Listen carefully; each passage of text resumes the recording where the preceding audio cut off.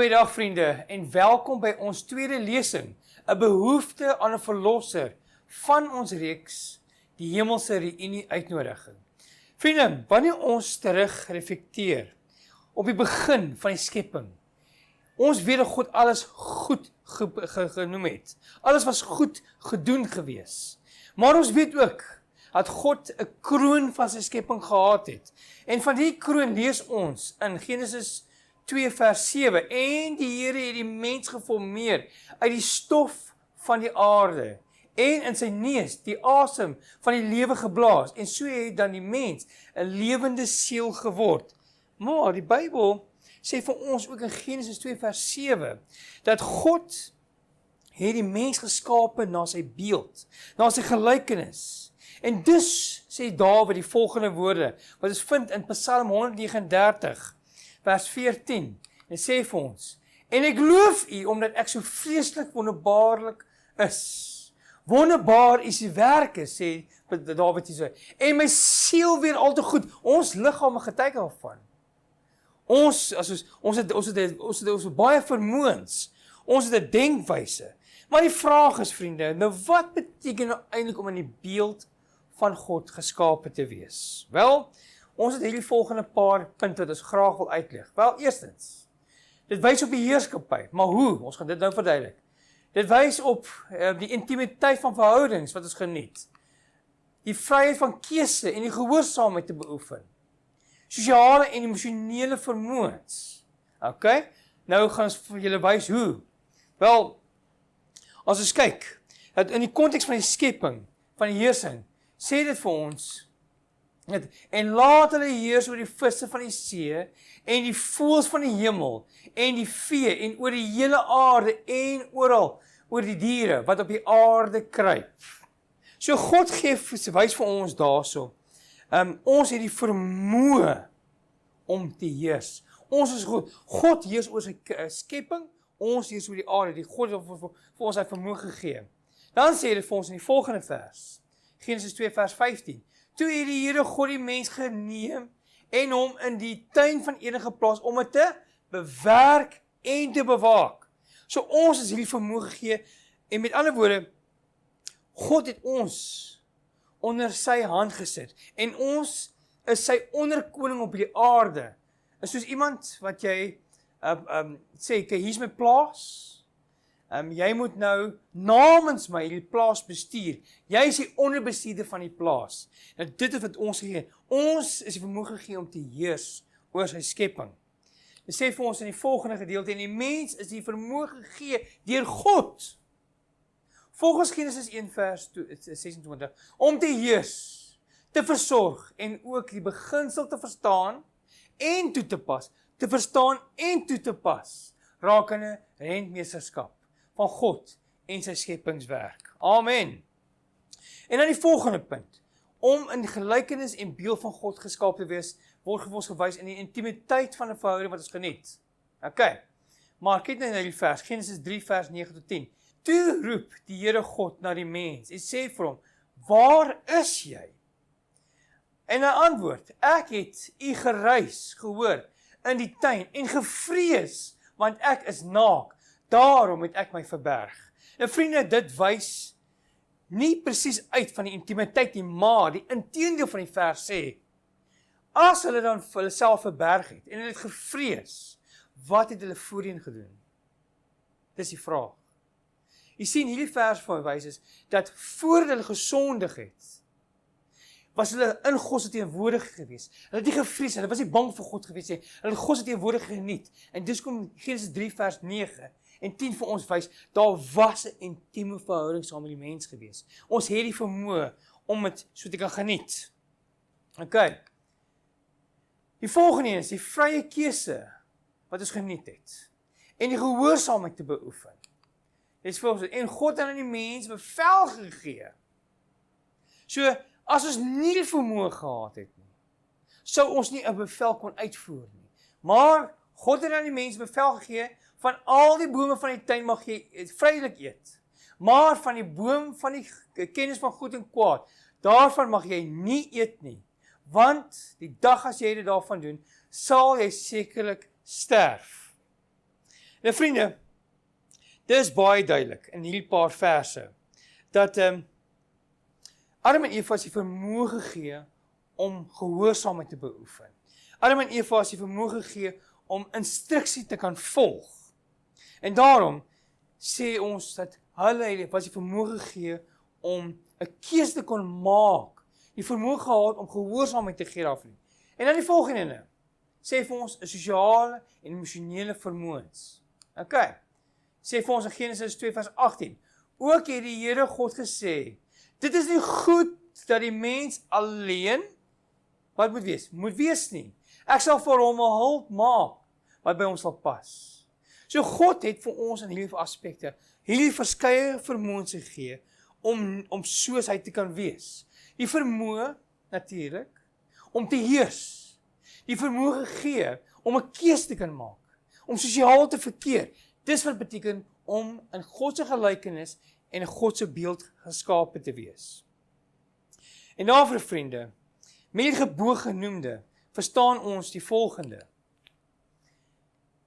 Toe die mens oorspronklik geskape is, het hy hulle edele vermoëns, dis wat net genoem het, en 'n kragtige of goed gebalanseerde verstand gehad. Hy was volmaak in sy weë, of sy wese, en in die harmonie met God.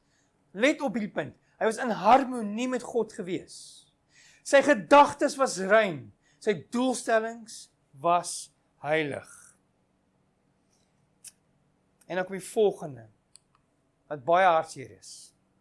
En dis waar ons vandag onsself bevind. Maar, wat beteken, maar al die bogenoemde, die inteenstelling, dit was gehoorsaamheid, en nou kom die punt van ongehoorsaamheid, wat in Genesis 3, ons het nou al redelik in ons eerste lesing daaroor gehandel. Hy sê, maar wees ongehoorsaamheid, het hy sy vermoëns onaard, en selfsug het die plek van liefde geneem. As gevolg van oortreding is hy van nature swak. Dat dit vir hom onmoontlik was om in sy eie krag die bose magte te weerstaan. En hoeveel keer vandag dink ons dat ons kan Satan en al sy wyse idees kan ons hom net oorwin. Dit is onmoontlik. Daar moet iets anders gebeur vir ons om Satan te staan. Satan het hom vasgevang geneem en hy sou dit vir ewig gebly het as God nie spesiaal tussenby gekom het nie. So vriende, die uitdaging vir my en jou is, as dit die geval is van my en jou toestand vandag, het ons op ons eie kragte 'n kans teen Satan en sy aanvalle? Glad nie. En dus kom vandag se lesing is 'n behoefte aan Christus Jesus. Besef ons dit. Besef ons behoefte aan Christus. Nou hoor die volgende aaklige aanklagte wat gemaak word. Dit was die doel. Dit was die wat? Dit was die doel, dit was sy plan. Dit was die dryfveer van Satan, van die versoeker om die goddelike plan met die skepping van die mens in die war te stuur en die aarde met die ellende en verwoesting te vervul. Hy sou dan op al die ellende wys en beweer dat dit gekom het as gevolg van die skepping van die mens. En sien vriende, dit kom weer eens terug op Genesis, waar Satan geen verantwoordelikheid van homself wil vat nie. Hy wil alles wys op wat God gedoen het, hoe sleg God is. Sien God, as gevolg van die kreatiwiteit van jou, dis wat gebeur. Hy wil geen verantwoordelikheid vat nie. Nogal slim. So dit was die doel. Dit was sy manier, dit was sy ambisie, wat hy wil gehad het. Dit wat God gedoen het, wil hy vernietig het.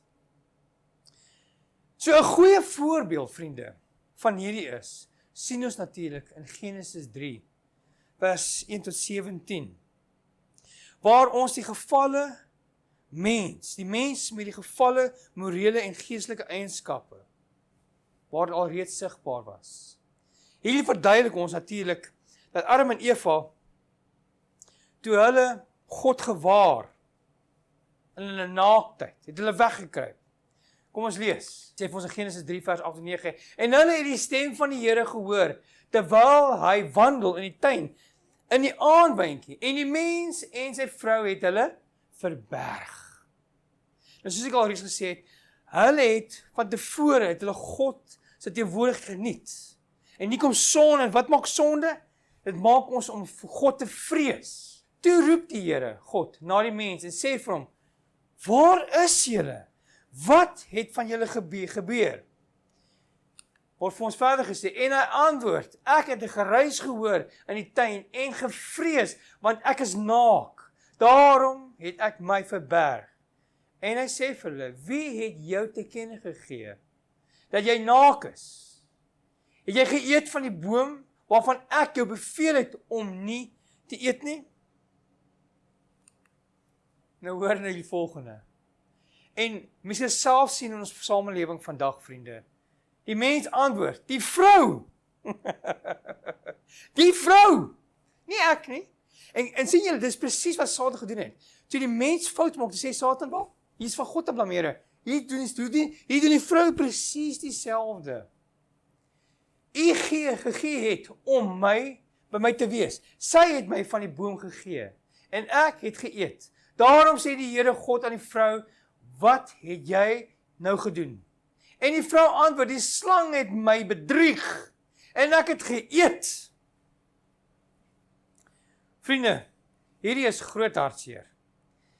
Dit sê vir ons verder, aan die vrou het hy gesê, ek sal grootliks vermeerder jou moeite en jou swangerskap. Met smart sal jy die kinders baar en na jou man sal jy jou begeerte wees en hy sal oor jou heers. En aan die mense gesê, omdat jy geluister het aan die stem van jou vrou en van die boom geëet het daarvan, ek jou beveel het om nie te eet nie.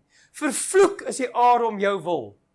Met moeite sal jy daarvan eet, al die dae van jou lewe. Vriende, en daarvoor kan my sien, wat presies uit die uiteinde is van die hele saak. Hoe dit reflekteer, hoe sonde die plan van God heeltemal vernietig het. Maar vriende,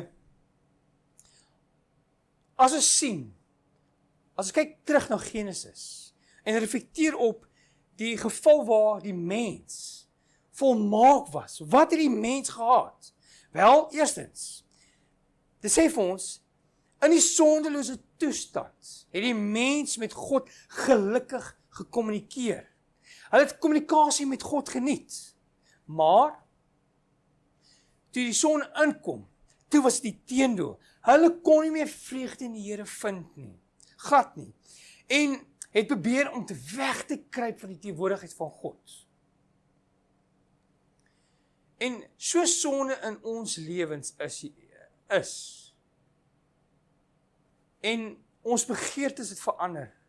En ons uitsig op die lewe verander. Skree na Christus vir ons die volgende. En dit is so hartseer. Dit is nog steeds die toestand van die onhernieuwde hart. Dit is nie in harmonie met God nie. En vind geen vreugde in kommunikasie met hom nie. Wanneer ons nie in verhouding met die Here is nie, wanneer ons op ons eie is, verberg ons onsself ook van God. Ons bid nie, ons lees nie Bybel nie. Ons is so vasgevang in die dinge van die wêreld. Ons is nie meer gelukkig nie. Ons kan nie met God openlik kommunikeer nie. En as gevolg van die sonde, wat in Genesis 3 gebeur het, tot nou toe is dit die kondisie van ons harte. En die vraag is, die groot vraag is, wil ons weer gelukkig wees in ons lewens? Wil ons weer vreugde hê? En onthou wat ons gesê het. Dit was die doel van die versoeker, om die goddelike plan met die skepping van die mens aan die war te stuur, en die aarde met ellende en verwoesting te vul. Sien ons dit nog vandag? Kan ons met openlikheid sê dat ons aan enige persoon toe kan gaan in ons onmiddellike omgewing waar ons bly en ons sal vriendelikheid ontvang. As jy jouself bevind op die pad, hoe is die mense se maniere?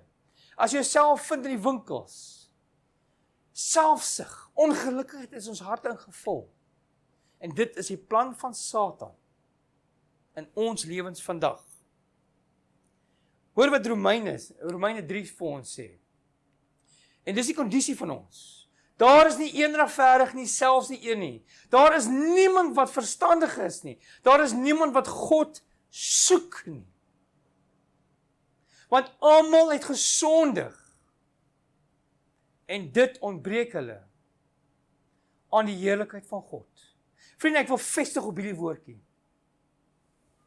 Dis wat sonde in ons lewe doen. Dit ontbreek ons van God. En dit was Satan se hele plan. Onthou, Satan weet wat sy toekoms is. Die Bybel sê vir ons wat sy toekoms is. En hy wil hê ons moet dieselfde pad loop.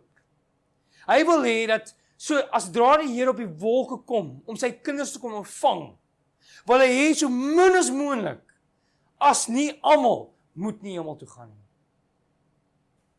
Kom ons kyk na Romeine 8, vers 7 tot 8. Omdat wat die vlees bedink vyandskap teen God is, want dit onderwerp hom nie aan die wet van God nie, want dit kan ook nie. En die wat in die vlees is, kan nie God behaag nie. Onthou, ons as mens is vleeslik georiënteerd. Ons denkwyse, ons gesindheid is sondig. Ons is sondig van natuur.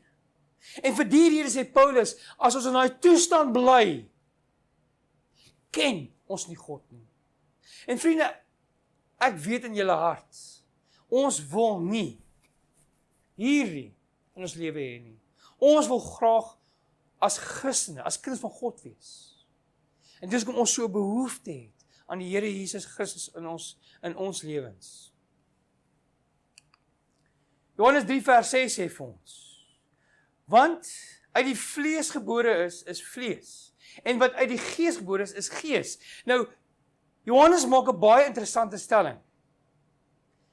Hy sê vir Nicodemus, jy moet wedergebore word. Jy moet uit die watergraf uitgebore word en die geesgevulde lewe gelewe. Want wanneer ons nie in verhouding met die Here is nie, wanneer ons nie die uitstort van die Heilige Gees in ons lewe het nie, kan ons nie die geestelike dinge verstaan nie. Ons moet geesvervullende mense wees om die dinge van die Here te verstaan. Ons vleeslike verstand kan die dinge van die Here verstaan as ons vleeslik georiënteerd is nie. Maar wanneer ons geestelik georiënteerd is, kan ons die dinge van God verstaan. En dis wat Johannes probeer hier uit te druk, wat Jesus vir Nicodemus probeer leer het. Wat uit die vlees gebore het is vlees, en wat die gees gebore het is gees. Ons moet geestelik georiënteerd wees, geestelik gedoop wees in die Heilige Gees, om die dinge van die hemel te verstaan. Maar die sleutel lê in Romeine 3 vers 24. En hulle word deur sy genade sonder verdienste regverdig, deur die verlossing wat in Christus Jesus is. Hier is 'n kragtige vers. Vriende, en nie net is dit 'n kragtige vers nie, maar hier is 'n vers wat 'n sleutel vir ons is. Jy weet, baie van ons is op die punt van ons konsentreer die hele tyd van wat moet ons doen om te by Jesus te kom? Wat moet ons doen om Jesus se welbehae te kry? Wat moet ons doen dat God ons aanvaar? Hierso sê Paulus vir ons. En hulle word deur sy genade sonder verdienste regverdig. Verlossing is 'n geskenk. Ons is hulpeloos en swak, soos wat vir ons aangegee word. Daar is nie 'n ding wat ons kan doen in ons menslike wese om hierdie plan van verlossing te bekom nie. Dit is vir ons gegee, soos ek al hoeveel keer gesê het. Dit word vir ons van die volgende gesê: hulle mag 'n uiterlike verbetering aanbring, maar hulle kan jou hart nie verander nie. Ons kan nie ons hart verander nie. Onthou, in hierdie lesing gaan ons hamer op die gedigte van, daar's niks wat ek en jy kan doen om onsself te verbeter nie. Ek kan vriendelik wees. Ek kan vir jou sê ek is lief vir jou. Ek kan vir jou 'n drukkie gee. Ek kan goeie dinge doen. Ek kan die gras gaan sny vir my buurman. Ek kan mooi woorde uit die Bybel uitspreek en 'n goeie preek gee.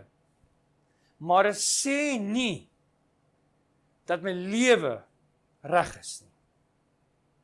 Dit is die uitdaging vir my en jou. Maar hulle kan die hart nie verander, hulle kan nie die bron van die lewe reinig nie. Hoeveel keer, vriende, het ons onsself al bevind waar ons die dag bid. En die Bybel sê vir ons, wees heilig want God is heilig. Nou stap ons en ons moet heilig wees. Ons moet heilig wees. Ons moet goed doen. En dan kom 'n situasie waar iemand met jou lelik is en hy omver jou hele dag. En dan dink jy gevaarlike gedagtes teenoor daai persoon. Of jy kom by jou huis en jy beklei met almal. Nou waar is daai ding van wees heilig soos ek heilig is? Jy sien vriende, daai innerlike sondige mens binne my gaan altyd uitkom en altyd homself vertoon, want dis op my voorneme wat ek iets probeer wees wat ek nie is nie.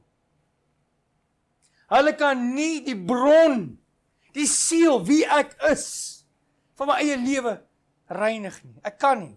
Daar's nie 'n moontlik nie. Miskien Christus sê vir ons, daar moet 'n krag wees wat van binne af werk. 'n Nuwe lewe omhoog, voordat die mens van 'n lewe van sonde gelyk kan word tot 'n lewe van heiligheid. En daardie krag is Jesus Christus. Dit kom uit hierdie hoofstuk, paragraaf 3. Sy genade alleen kan 'n siel wat dood is, lewendig maak. En dit tot God, tot heiligheid trek. Die Heiland het gesê, as iemand nie wedergebore is nie, wanneer ons nie onsself aan die hand van die Here gee, sodat hy ons kan transformeer, bewerk, regmaak, voorberei nie. As hy nie 'n nuwe hart het nie, 'n nuwe begeertes het nie, nie 'n nuwe motiewe ontvang wat tot 'n lewe lei nie, tot 'n nuwe lewe lei nie, kan hy die koninkryk van God nie sien nie. Verbeel jou, dink jouself in die volgende scenario, vriende. Sê nou, God hier of Jesus of die Heilige Gees laat toe dat 'n geringe, dat 'n sonde, klein sonnetjie in die hemel toegelaat word as ons na die hemel toe gaan. Gaan ons hierdie hele gemors weer moet oorgaan. En ek waarborg jou, vriend, dit is nie God se plan vir ons nie.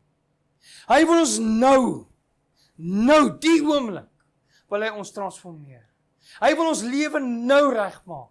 Hy wil intree in ons lewe en ons lewe volgens sy wil, volgens sy ideale wil hy vir ons doen. Sodat wanneer ons hemel toe gaan, alles sal reg wees. Alles sal heilig wees. En daarom het ons so 'n groot behoefte aan 'n verlosser, Jesus Christus. Maar ons moet besef, ons moet die begrip kry van hoekom ons 'n behoefte het. Maar die natuurlike mens neem die dinge van die Gees van God nie aan nie. En wat ons hieruit moet besef is, vriende, ons moet begrip hê van wie ons is. Ek is 'n sondaar. En ek kan myself nie verander nie. Maar die goeie nuus is, die plan van verlossing is vir my beskikbaar gemaak en ek moet net gewillig wees om te aanvaar en die Here toelaat om te transformeer, want dit is vir hom, die mens, ek, dwaasheid. En hy kan dit nie verstaan nie, omdat die geestelike beoordeel word. Is dit presies wat Jesus vir Nikodemus sê. Die geestelike dinge kan deur die geestelike dinge verstaan word. Maar die vleeslik kan nie die geestelike dinge verstaan nie en word alleen deur die vleeslike dinge beoordeel.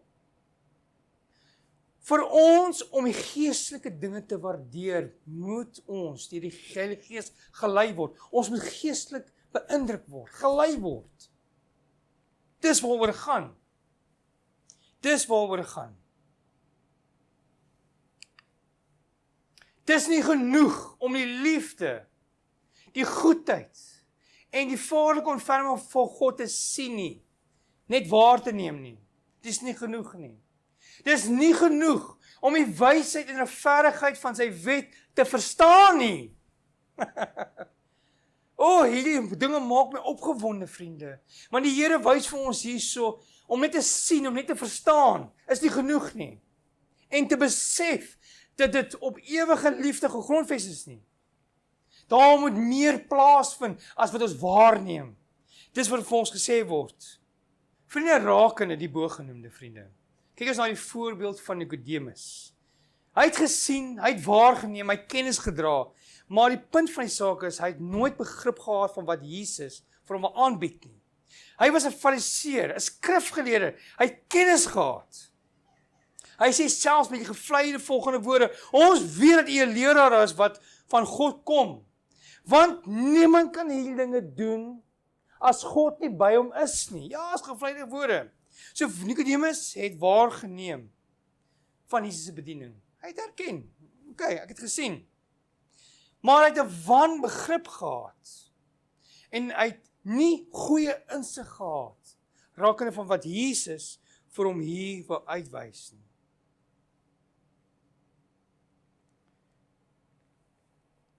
Hy het gesukkel, soos ek en jy elke dag sukkel, om begrip te kry rakende die bediening van Jesus.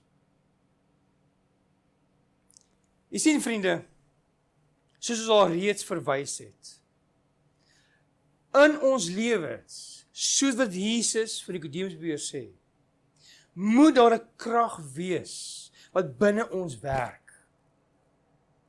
'n Nuwe krag omhoog. En ons weet die krag is Jesus Christus. Nou, die vraag is, Philip, hoe werk hierdie alles?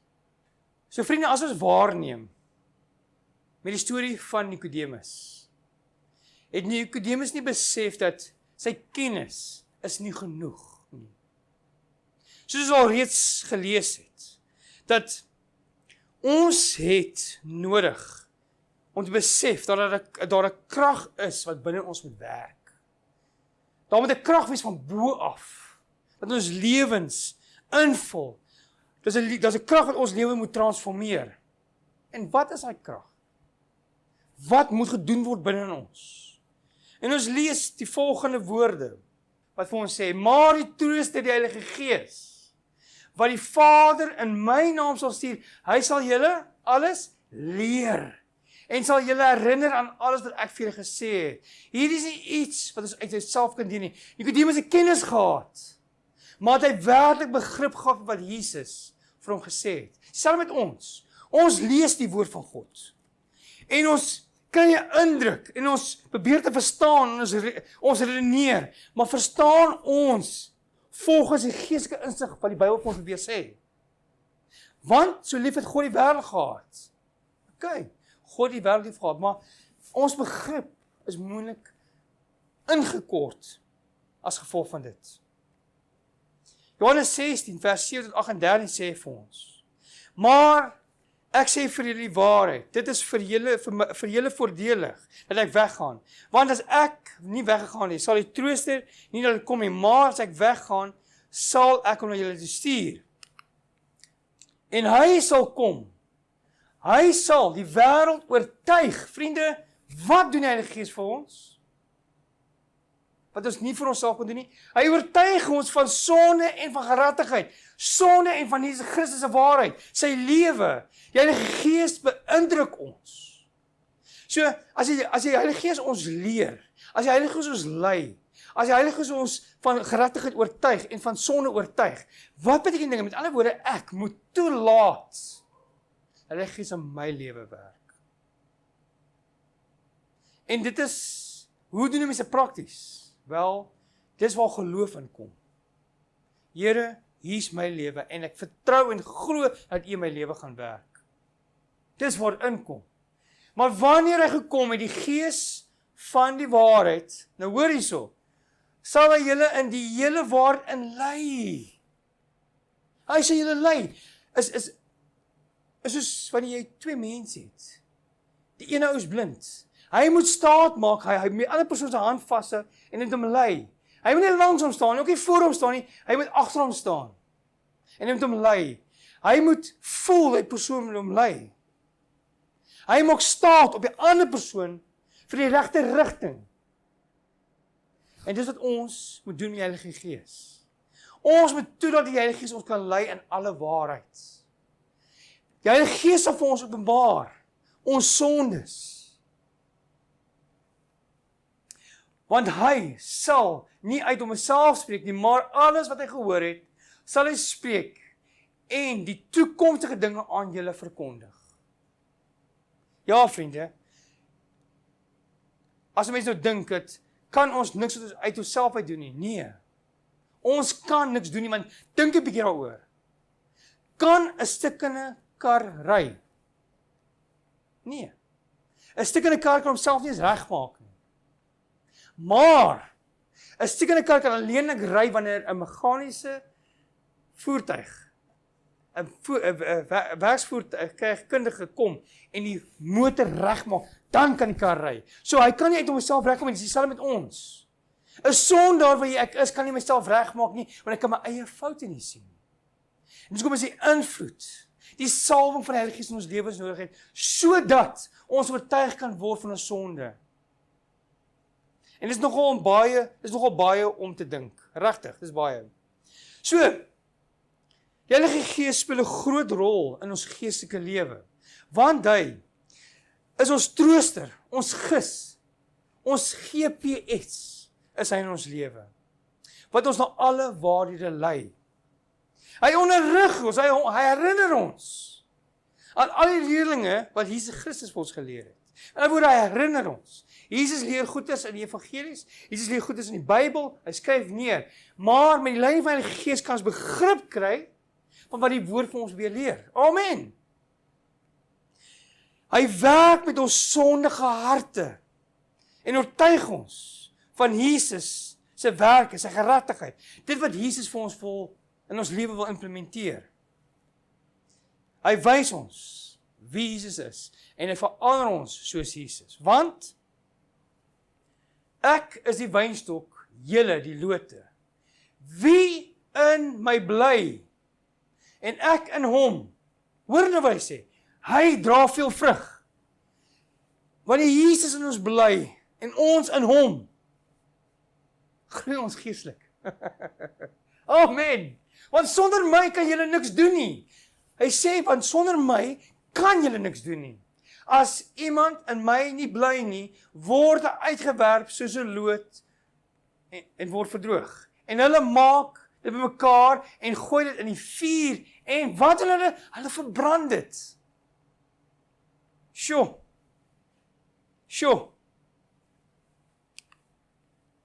Daar is net een bron van hoop en hulp vir die gefalle mens. Vriende, ek wil jou vandag uitnooi. Luister na die uitnodiging van die hemelse die uitnodiging. Sê vir ons, daar is net een bron van hoop en hulp vir die gefalle mens. En as hy nalat om daardie hulp te gaan soek, sal al sy drome en vooruitgangs en al sy pogings vir die opheffing van homself te vergeefs wees. In soveel woorde, don't even try it. Moenie eens probeer nie, want dit gaan alles vir te vergeefs wees. Jakobus 1:17 sê, elke goeie geskenk, elke volmaakte gawe, dit wat in my goed is, dit wat ek doen, dit wat ek spreek, elke goeie ding, hoor hierso, daal neer van bo af, van die Vader af. Niks wat in ons is goed nie, behalwe dit wat deur Jesus Christus gedoen word. Sonder hom kan daar geen karaktervorming wees nie. Die enigste weg tot God is deur Jesus Christus. Ek is die weg, die waarheid en die lewe. Niemand kom tot die Vader behalwe deur my nie, Johannes 14.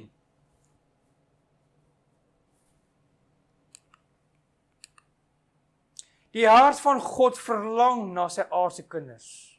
Met 'n liefde sterker as die dood. Nou, wat beteken dit? Jy sien vriende, hierdie is 'n baie mooi stelling. Een van die mooistes. Hy het gaan sterf op die kruis. En nie eers sy dood was vir hom belangriker as sy liefde vir jou nie. Hy het die dood gestaar en die dood gesterf op die kruis. Hoekom? Hy het jou lief.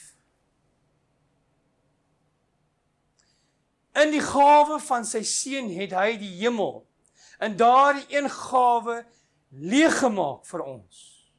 Die heiland se dood, sy lyding en voorbidding, die diens van die engele, die smeking van die Gees, die Vader wat oor alles is en deur alles werk, die onhoudelike belangstelling van die hemelse wesens. Al hierdie dinge werk mee vir die redding van die mens.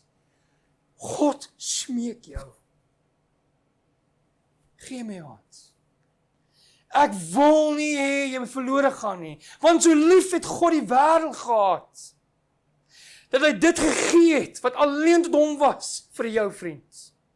Hy het leeg gemaak, ter wille van jou. Hy het die kruis gedra ter wille van jou. Ons moet net besef, dis vir ons. Ons moet besef dat dit wat ons wil hê, kan ons nie uit ons eie kry nie, maar alleenlik deur Jesus Christus. Vriende, vir die rede sal ons nie ag slaan op die genade van God nie. Wat meer, vriend en vriendin, wil ons nog van God hê? Wat meer? Laat ons onsself in die regte verhouding met God kom. Laat ons in 'n intieme verhouding met God kom wat hy van ons begeer. Laat ons die voorsiening wat vir ons gemaak is vir redding, laat ons dit aanvaar, sodat ons na die ewe beeld geherskep kan word van God. Ons kan nie dinge uit ons eie uit doen nie. Hy wil ons herstel tot die gemeenskap van hom. Hy wil hê jy moet weer sy kind wees. Amen.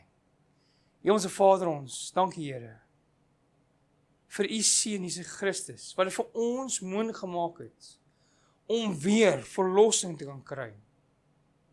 Here, ons was so ver weggedryf weens sonde van u af, Here.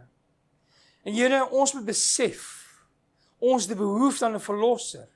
Want die verlosser het vir ons die genadegawe gegee van die ewige lewe.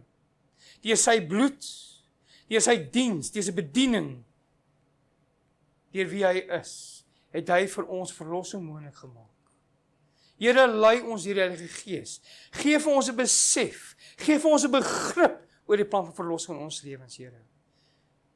Vader, dankie dat u dit vir ons moontlik gemaak het, om net weer 'n geskenk, die hemelse, die unie uitnodiging, te kan aanvaar in ons lewens. Ons wil die uitnodiging aanvaar, Here. Ons wil graag weer met u verenig wees. En dankie dat u vir ons moontlik gemaak het. Dis my gebed in Jesus naam. Amen.